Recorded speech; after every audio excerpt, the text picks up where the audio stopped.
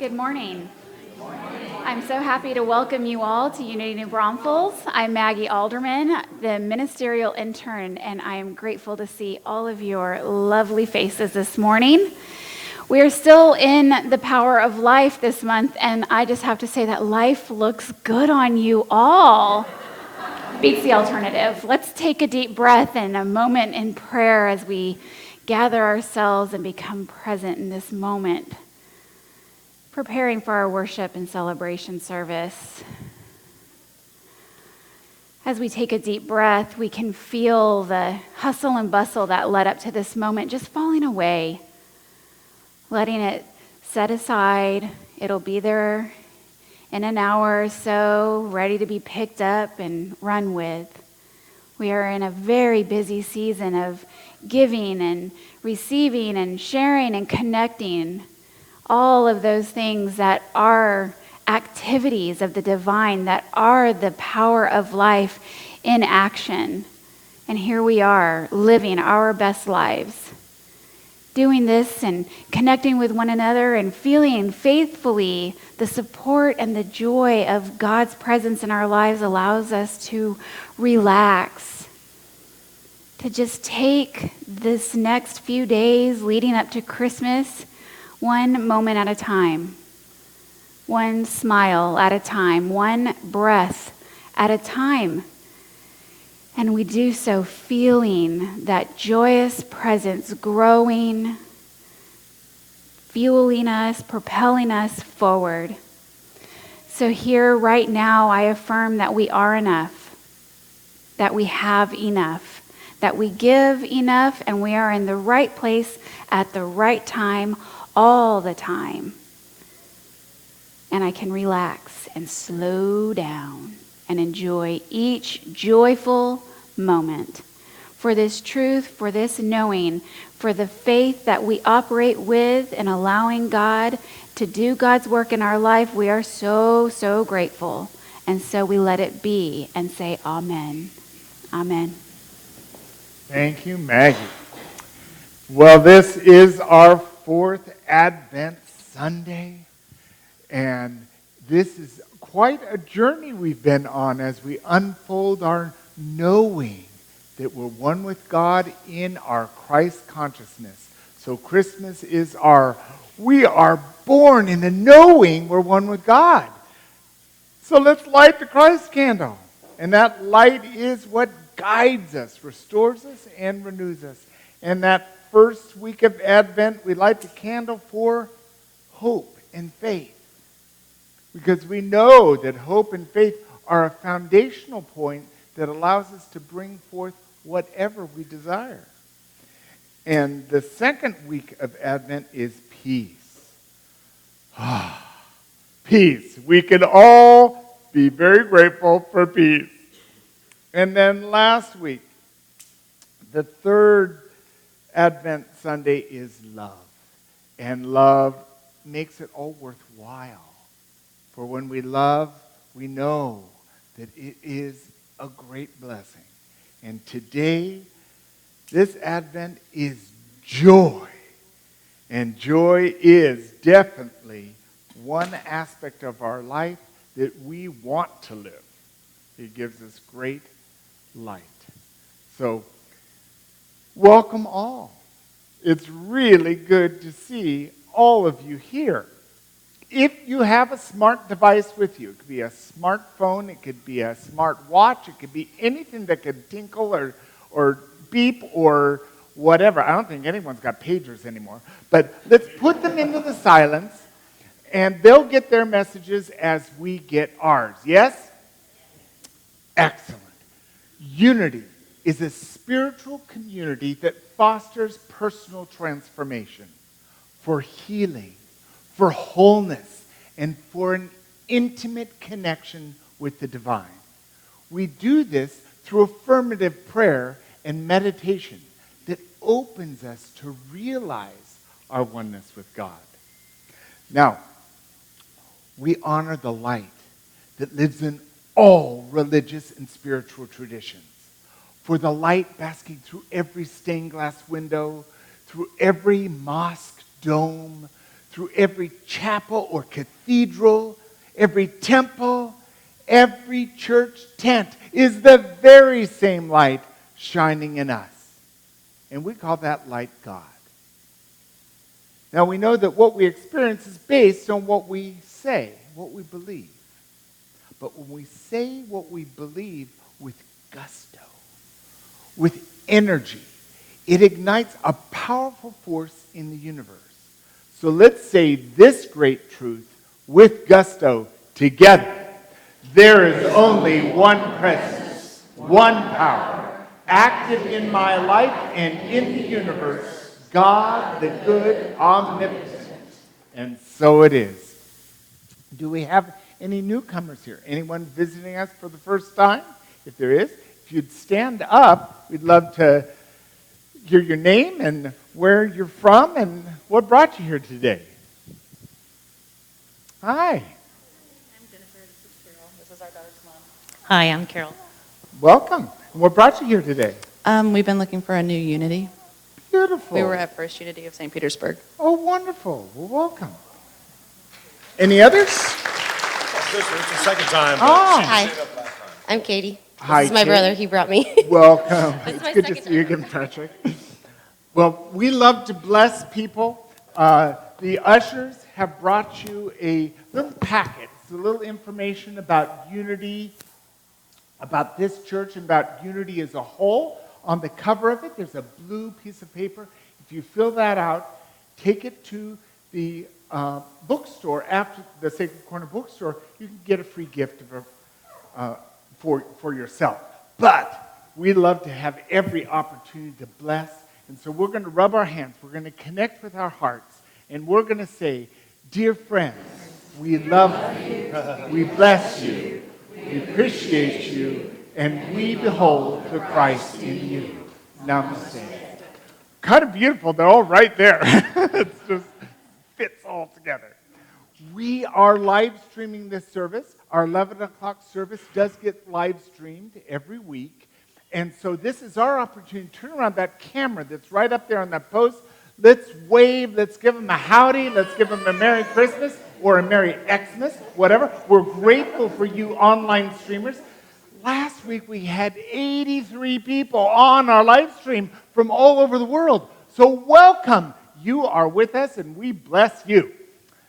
That's good. And so now I welcome our board member, Heather Sullivan, to guide us, lead us in the daily word. Good morning, Heather. Good morning. So today our daily word is joy. My greatest joy is discovering the presence of God within me. Unity co-founder Charles Fillmore wrote that joy is the happiness of God expressed through his perfect idea, humankind. Witnessing the unbridled joy of children on Christmas mornings brings a smile to my face and gives me a warm feeling. Although my childhood may be a distant memory, joy remains an active part of my life. I find joy in the beauty of holiday decorations, in the fellowship of family and friends, and in giving and receiving gifts. I discover that my greatest joy is knowing and feeling the presence of God within me. I recognize and rejoice in God's presence in me and see it in everyone I meet. I know that joy is always present and can be called into expression at every moment. And from Galatians 5:22, the fruit of the Spirit is love, joy, peace, patience, kindness, generosity, and faithfulness. And if you would affirm this with me. My greatest joy is discovering the presence of God within me. So our vision is this image that we hold, helping to propel us and motivating us on our journey. If you'd read the vision statement with me. A world powerfully transformed through the growing movement of shared spiritual awakening. This is a powerful vision, and the steps that we take are doing our mission to arrive here. So let's say this together. Acknowledging the divinity within, we welcome and empower all through fellowship, education, and service to our community and the world. So today's core value is open-minded. My word this year was limitless. So I did a lot of work this year on trying to identify where I was putting up walls and ceilings and kind of boxing myself in and unable to realize what was actually possible. I was watching Ellen DeGeneres. She brings a lot of joy to my life. I think she's hilarious. But this season, she's been doing a lot of give back. And so there's a story of a gentleman who was out playing in the ocean with his fiancée and was doing flips, and one flip went wrong, and he broke his neck. So they go through this story, and having that moment where things just change, right? And so he's in the hospital. They don't think that that they're telling him he's not going to walk. He's not going to be able to do anything because he has no feeling from the neck down. And he had a nurse that came to him, and was doing the things that nurses do, and said it was the best advice that he got, because he said, make impossible goals. And so they go through this whole story, and you're like, oh my gosh, I'm sure he's in a wheelchair, I'm sure things are, but he's out, he's living big, and the next scene you see him, and he's walking. And so it's that thing that we are the ones that limit what our possibilities are. And so if we can stay open-minded and recognize whenever we're the ones that are putting those walls up, and take them down so that we can realize everything that is truly possible and meant for us. So if you would affirm our core value, open-minded, with me. My mind and heart are open to unlimited possibilities. Thank you, Heather. That was beautiful. This is our congregational song, "O Come All Ye Faithful." So I invite you to all stand. If you're able, let's sing out and enjoy this Christmas song.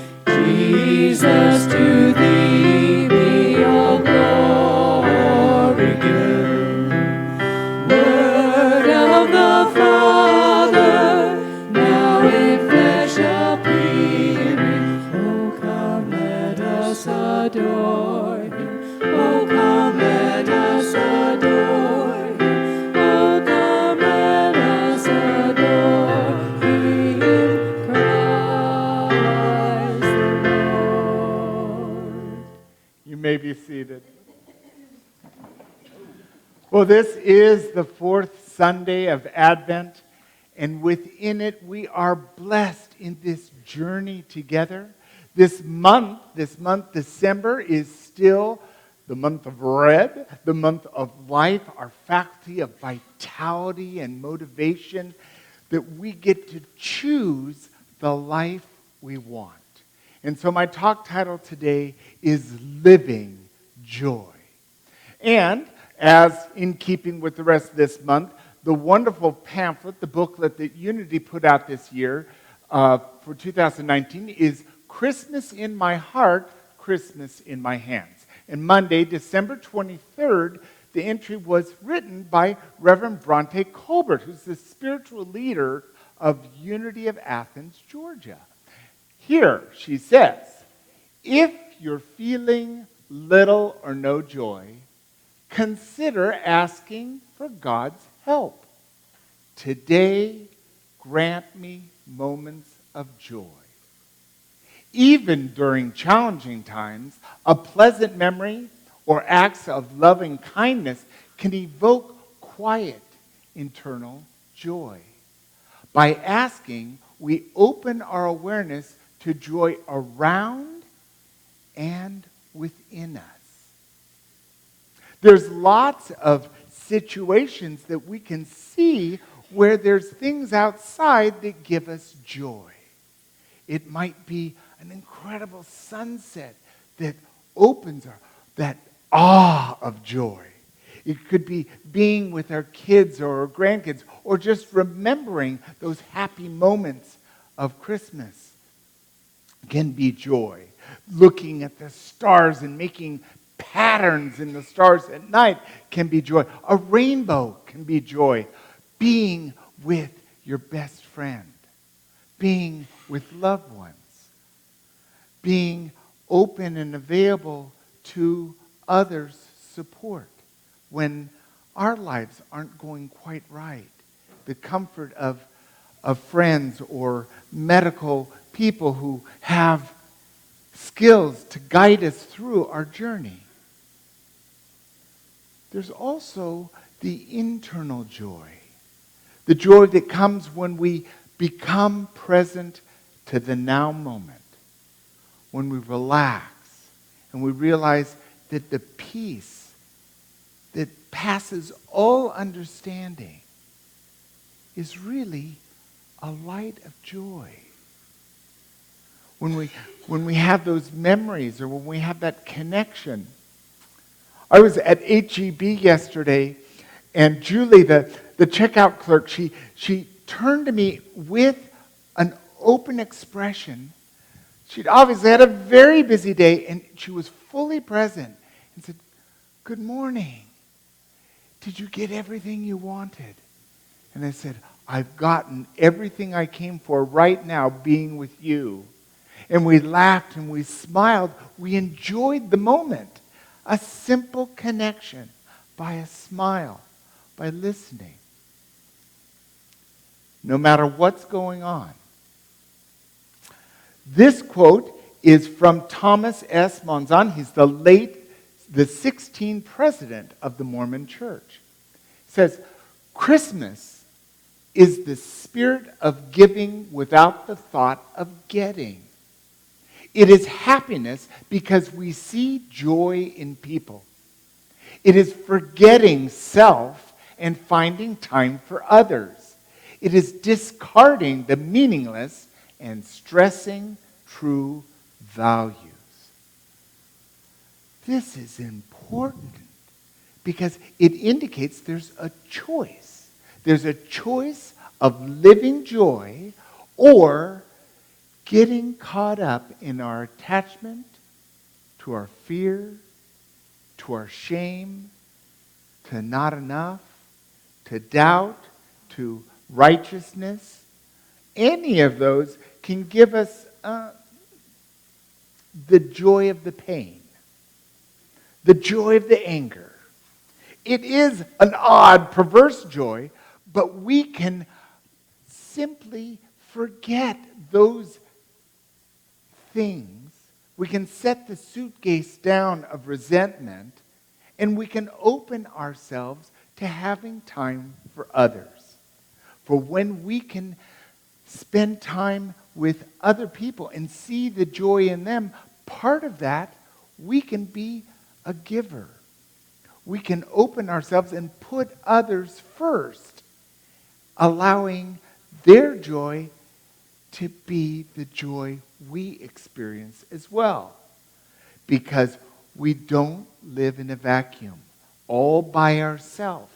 We live in relationship with others, with our tribe, and sometimes we find we are in a situation where we don't know anybody. But I bet you, if you stayed in Costco for maybe an hour and a half, you'd see half the people you know. So we're never really alone very long.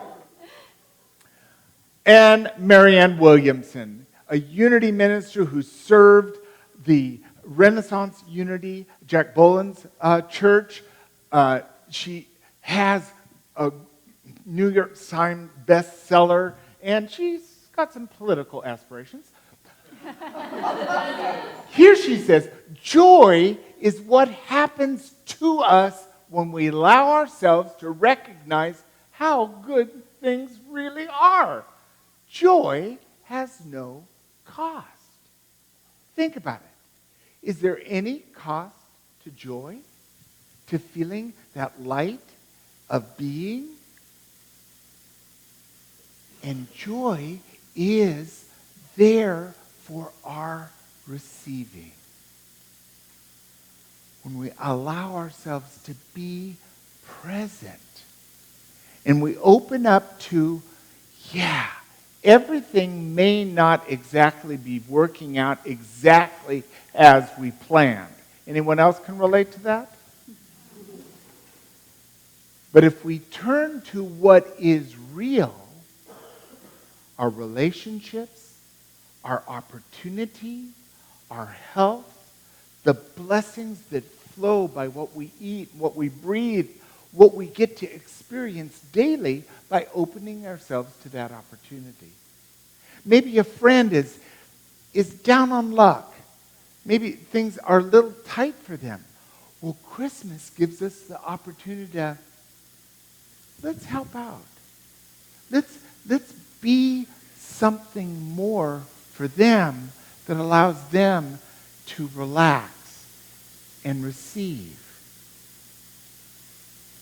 For when we experience joy, it's a blessing and it's always available. For within our oneness with God, we are blessed by the blessing of God in each moment. All we need to do is open to it. Annie Lamott is a dear friend. She's one of the biggest introverts I've ever known. She's a great best-time seller, a writer. If you ever want to read a book and laugh at the same time, read Annie Lamott. She says here, peace is joy at rest. Joy is peace on its feet. I love this because I like that there's an integral connection between peace, our serenity, our calm, and it's not possible for us to experience the joy of life if we don't have that. And if we are calm, if we're serene, if we're at peace, we can experience joy. And when we're experiencing that joy, when we turn on the light of joy, then it's peace on its feet. Because nothing better than spreading peace. Peace on earth, goodwill to all. It's our mission this time of year. It can be our mission every day, every week, of every moment of the year as we put joy and peace on its feet. This is also calling to being of service. Opening ourselves to, I have something I can give. I cook really well, or I knit really well, or I shop really well, or whatever our gift is, that's what we can give to others. And it's easy to give our gift. Now, if it's really hard to cook, if yours is to make a whole bunch of spaghetti for some people, that might be a really difficult challenge. But then you have other gift. And we do this in our community with the Como County Cold Weather Shelter, or with Family Promise, or with Vet Trip, or with being attentive to what do you need? What do you need? Is there anything you need? And together, in a collective community, we can be the hands and feet of joy as we expend energy to support each other. I think that's good. And I bring this talk to a crescendo by this quote from May Rowland. May Rowland was the head of Silent Unity for many years and a font of wisdom. It is possible for us to count just the joys of living and forget or minimize the trials so that we can break our bondage to them. Yes, we got pain. And we can do my pain's worse than your pain. But if we minimize our focus on our pain, for one thing, we don't feel it as bad. Another is that no matter what's happening in your life, joy is available. In the most unsuspected places, we can open our hearts to, oh, I can see that differently. I can see you differently. By seeing you differently, I'm different. And nothing would be better to shed some light on this than this opportunity with the Unity Chamber readers. As they come forth now, we're going to do this piece written by Aaron Shepard. It's called The Christmas Truce. It's based on a true story in the midst of World War I, Christmas Eve, 1914.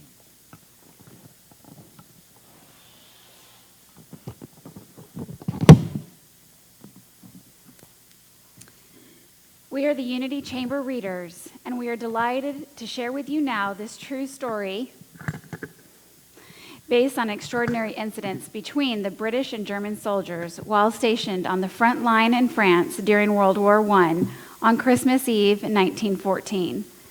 We offer this Reader's Theater, which is titled The Christmas Truce by Aaron Shepard. I would like to introduce to you our cast. This is Gary playing Andrew, Quentin playing Philip, Leslie playing Tom, and I'm Maggie playing John. Christmas Day, 1914. Dear Mother. My darling Meg. My good friend, Charles. My dear sister, Janet. It's 2 a.m, and most of our men are asleep in their dugout.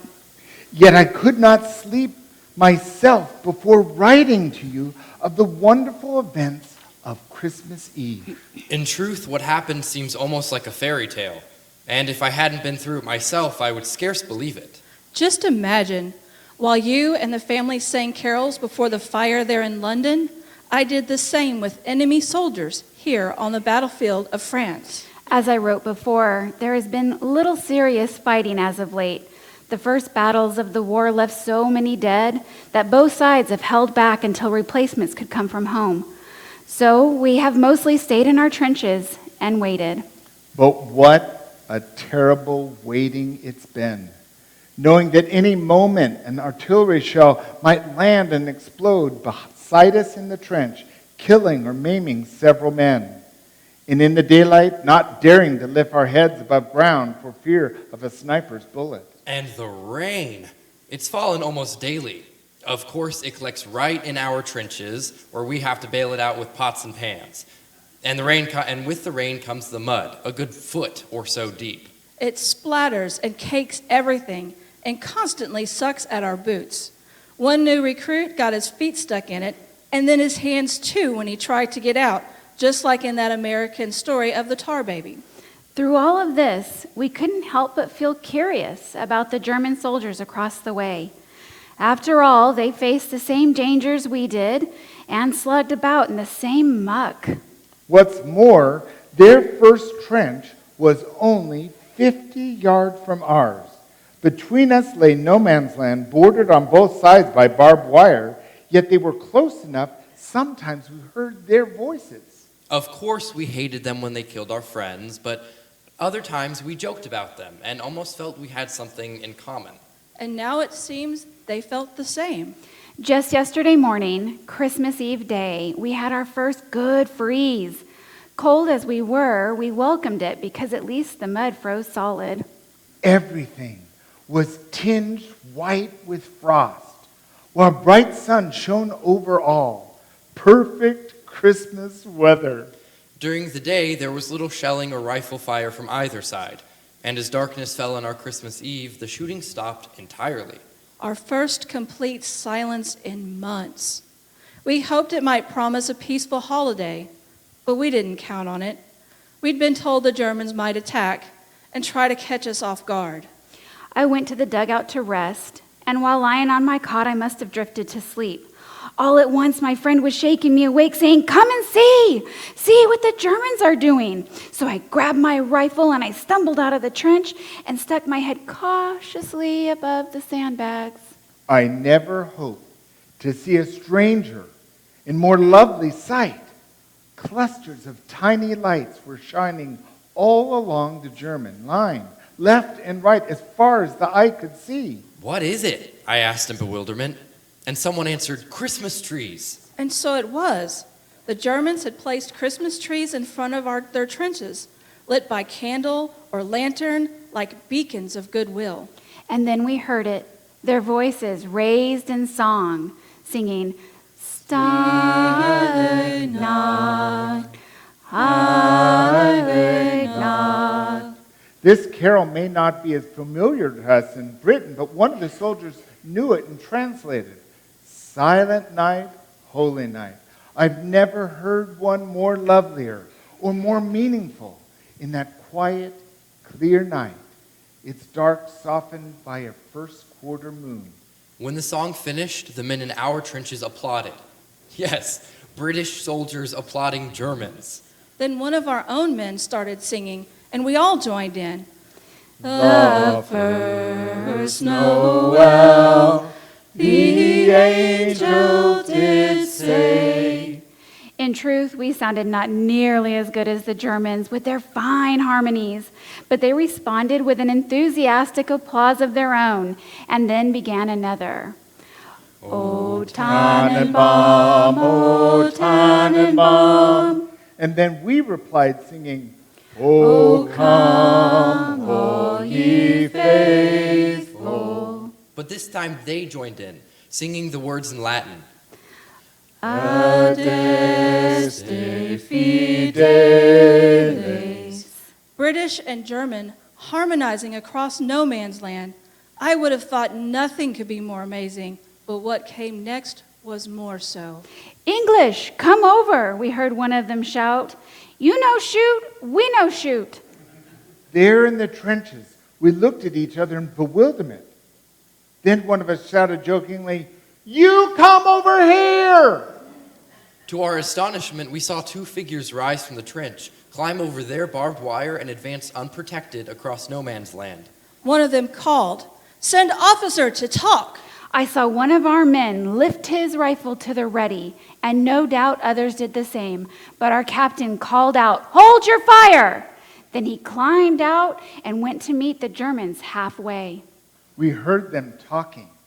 And a few minutes later, the captain came back with a German cigar in his mouth. "We've agreed there will be no shooting before midnight tomorrow," he announced. "But sentries are to remain on duty, and the rest of you, stay alert." Across the way, we could make out groups of 2 or 3 men starting out of trenches and coming towards us. Then some of us were climbing out too, and in minutes more, there we were in no man's land. Over 100 soldiers and officers of each side, shaking hands with men we'd been trying to kill just hours earlier. Before long, a bonfire was built, and around it we mingled, British khaki and German gray. I must say, the Germans were better dressed in their fresh uniforms for the holidays. Only a couple of our men knew German, but more of the Germans knew English. I asked one of them why that was.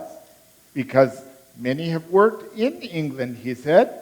Before all this, I was a waiter at Hotel Cecil. Perhaps I waited on your table. Perhaps you did, I said, laughing. One German told me he had a girlfriend in London and that the war had interrupted their plans for marriage. I said, "Don't worry, we'll have you beat by Easter. Then you can come back and marry the girl." He laughed at that. Then he asked me if I'd send her a postcard he'd give me later, and I promised I would. Another German had been a porter at Victoria Station. He showed me a picture of his family back in Munich. His elder sister was so lovely. I told him that I would like to meet her someday. He beamed and said that he would like that very much, and he gave me his family's address. Even those who could not converse still exchanged gifts. Our cigarettes for their cigars, our tea for their coffee, our corned beef for their sausage. Badges and buttons from uniforms changed owners, and one of our lads walked off with the infamous spiked helmet. I myself traded a jackknife for a leather equipment belt, a fine souvenir to show when I get home. Newspapers too changed hands, and the Germans howled at laughter with ours. They assured us that France was finished and Russia nearly beaten too. We told them that was nonsense. And one of them said, "Well, you believe your newspapers, and we'll believe ours." Clearly, they are lied to. Yet, after meeting these men, I wonder how truthful our own newspapers have been. These are not the savage barbarians we've read so much about. They are men with homes and families, hopes and fears, principles, and yes, love of country. In other words, men like ourselves. Why are we led to believe otherwise? As it grew late, a few more songs were traded around the fire, and then all joined in for, and I'm not lying to you, Auld Lang Syne. Then we parted with promises to meet again tomorrow. And even some talk of a football match. I was just starting back to the trenches when an older German clutched my arm. "My God," he said, "why cannot we have peace and all go home?" I told him gently that you must ask your emperor, and he looked at me then searchingly. "Perhaps, my friend, but we also must ask our hearts." And so, dear mother, Dear wife, Dear friend, Dear sister, tell me, has there ever been such a Christmas Eve in all history? and what does it all mean, this impossible befriending of enemies? for the fighting here, of course, it means regrettably little. Decent fellows those soldiers may be, but they follow orders and we do the same. besides, we are here to stop their army and send it home, and never could we shirk that duty. Still, one cannot help but imagine what would happen if the spirit shown here were caught by the nations of the world. Of course, disputes must always arise. But what if our leaders were to offer well wishes in place of warnings? Songs in place of slurs. Presents instead of reprisals. Would not all war end at once? All nations say they want peace. Yet on this Christmas morning, I wonder if we want it quite enough. Yours truly, Yours always, Sincerely, With all my love, John. Andrew. Philip. Tom.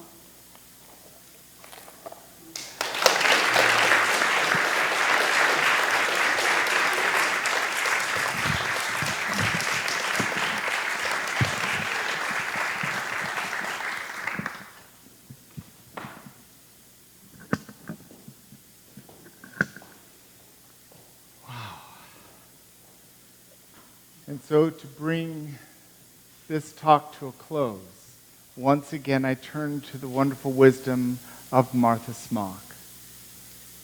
It does not matter what direction our lives have taken. The only inevitable cause leads us to God, to good, to joy. This is the moment where we choose to live joy. To once again choose to commit to knowing our oneness with God. Now, we know that the master teacher arrived at that place of knowing all the time. And sometimes it's a little hard for us to know, wow, am I ever going to get to that place where I just know the truth all the time? Having met Mother Teresa while she was living and breathing, I can tell you that yes, a human being can choose to be there all the time. Because her awakening was knowing that each person is Jesus, and then living her life with that truth, walking with Jesus no matter where she went.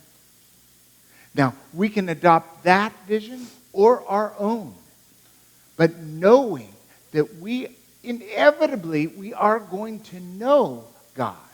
We are one with each other and God no matter what happens. So let's choose again to allow ourselves joy, peace, and understanding. And within that acceptance, there can be peace in the most unheard of possibility. And it all comes from a simple choice to live joy. So let's take this into meditation as the Unity singers invite us into meditation by song.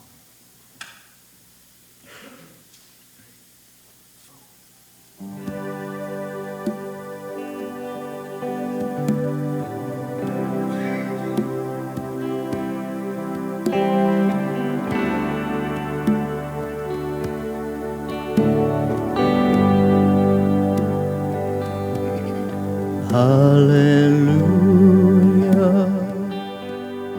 hallelujah, hallelujah, hallelujah, hallelujah,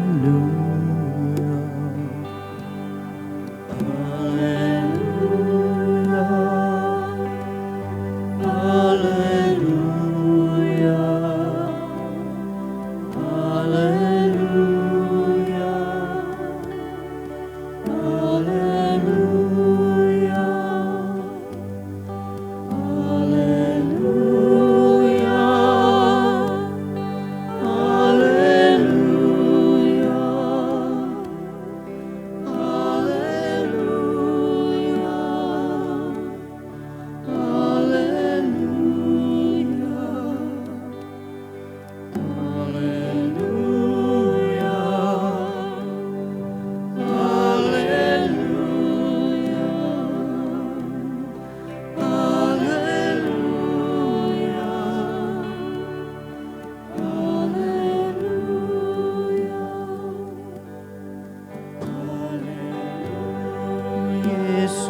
Jesucristo, Jesucristo,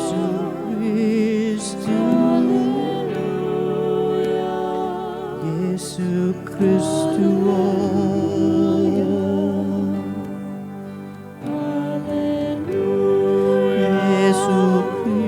Jesucristo, Jesucristo, gloria.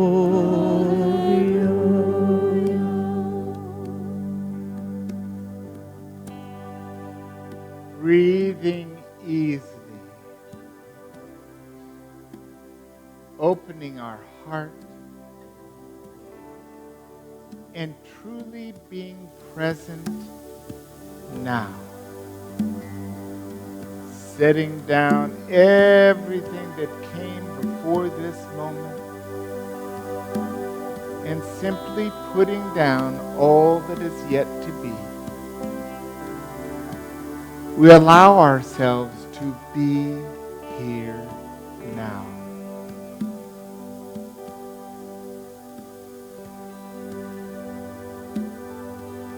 Peace, be still.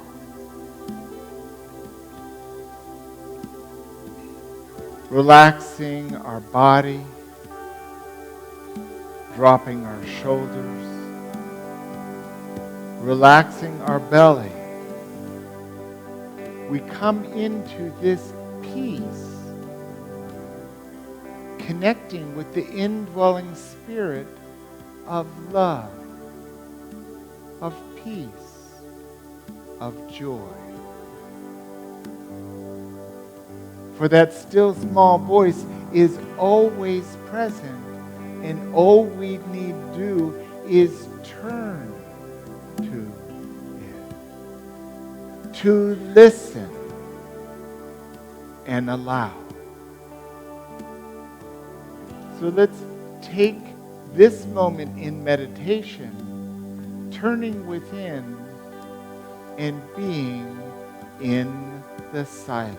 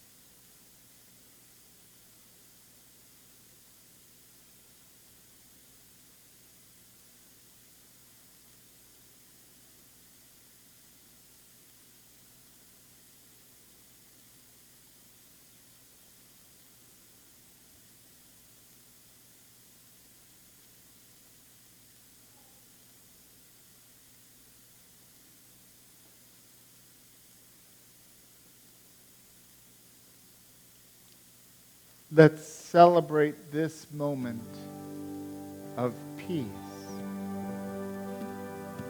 by honoring what we've been given. And so let's take what we've received and bring it into our life in all that we do today.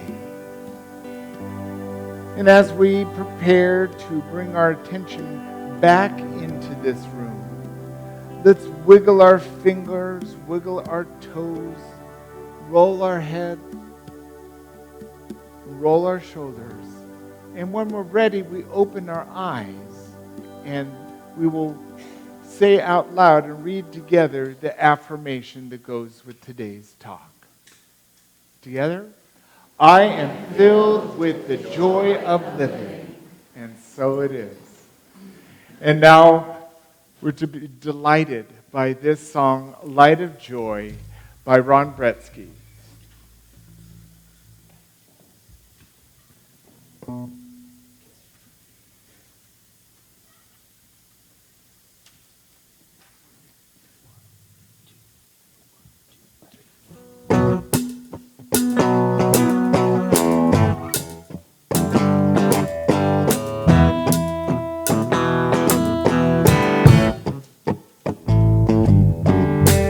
I'm talking about something that's beyond ups and downs. I'm talking about something that can always be found. It's a smile that cannot be erased. It's a gift to the human race. It's everlasting, ever loving. Let that light of joy shine in your life. Let it shine. Oh, let that light of joy shine in your life all the time. Oh, let that light of joy. Let that light of joy. Let that light of joy shine in your life.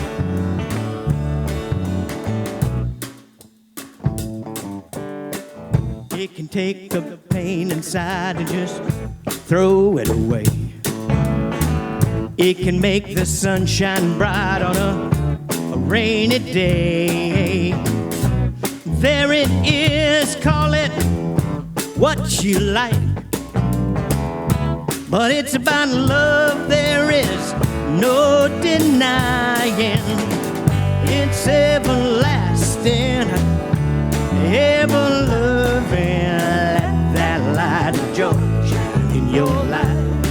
Let it shine, let that light of joy shine in your life.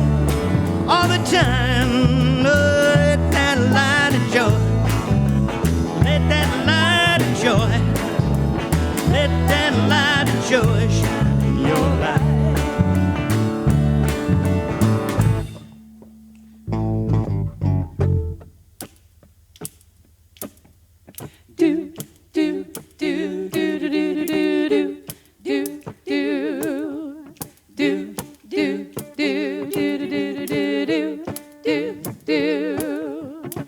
I'm talking about something that's beyond the ups and downs.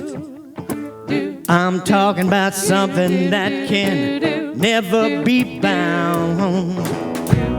It's a smile that cannot be erased. It's a gift to the human race. It's everlasting. It's ever loving. Let that light of joy shine in your life. Let it shine. Let that light of joy shine in your life. All the time. Let that light of joy. Let that light of joy. Let that light of joy.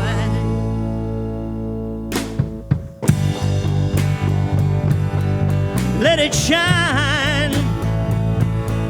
Let it shine.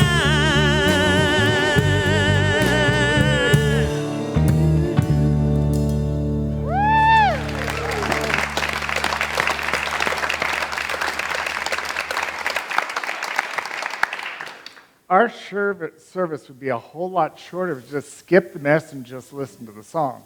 It's all right there. What a blessing it is. We get the message in all kinds of ways. And here we are at this moment in the service where it's our opportunity to give.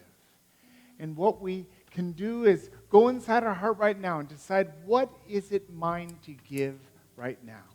It might be to give a tithe or an offering in a monetary way. It could be giving your gratitude. It could be giving your prayer of wholeness and blessing for this community. Let whatever you're going to give be on your heart right now as we say this affirmation together. From the love of pure spirit within me, I bless this gift. I send it forth to heal and bless and prosper.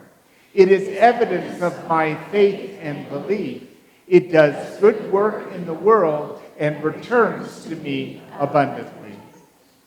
And for our walk of abundance, we come forth, we place our card, I'm an electronic giver, our tithe, our offering, our gratitude, our prayer, our wholeness into the shiny copper bowl.